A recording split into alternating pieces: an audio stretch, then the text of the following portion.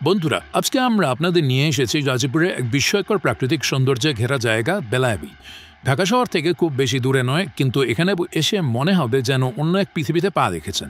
নির্জন জলরাশি, শাপলা ফুলের সাদা গোলাপি হাসি আর দূরে ছোট ছোট নৌকার ছায়া, সব মিলিয়ে এক কবিতার মতো জায়গা।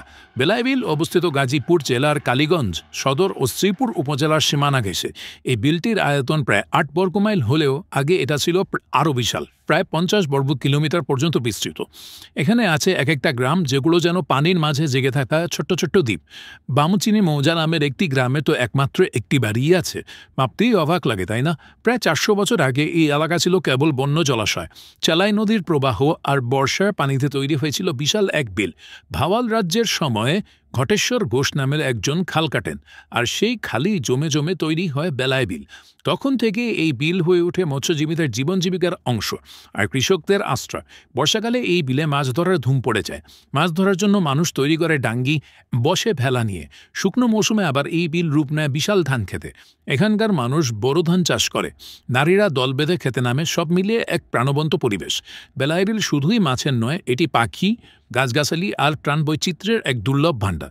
দেশি মাছের প্রায় ২৭টি প্রজাতি এখানে দেখা যায়। বর্ষায় আসে নানা রঙের অতিথি পাখি। চারদিকে শাপলা ফুল ফুটে থাকা সাদা, লাল, গোলাপি রঙের এই ফুলগুলো যেন বিলে ছড়িয়ে দেয় স্বপ্নের ছোঁয়া। বর্ষাকালেই বেলায়াবিল তার আসল রূপ দেখায়। এই সময়ে নৌকা নিয়ে ঘুরে ঘুরে বিলের মাঝে হারিয়ে যেতে পারবেন সহজেই। ঢাকা থেকে গাজীপুরের কানাইয়া বাজার পর্যন্ত গিয়ে ঘাট থেকে নৌকা নিলেই চলবে। চাইলেই একটা পুরো দিন এখানে কাটানো যায়। সকালে নৌকা ভ্রমণ, দুপুরে স্থানীয় মাছ ভাত, আর বিকালে সূর্য ডোবার দৃশ্য। কিন্তু বন্ধুরা, এই বিল আজ নানা হুমকির মুখে পড়েছে।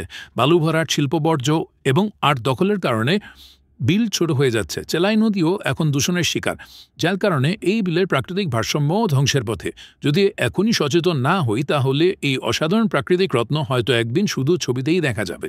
বেলায়াবিল শুধু একটা জলাভূমি না, এটা একটা ইতিহাস, এটা একটা জীবনধারা আর একটা ভালোবাসা।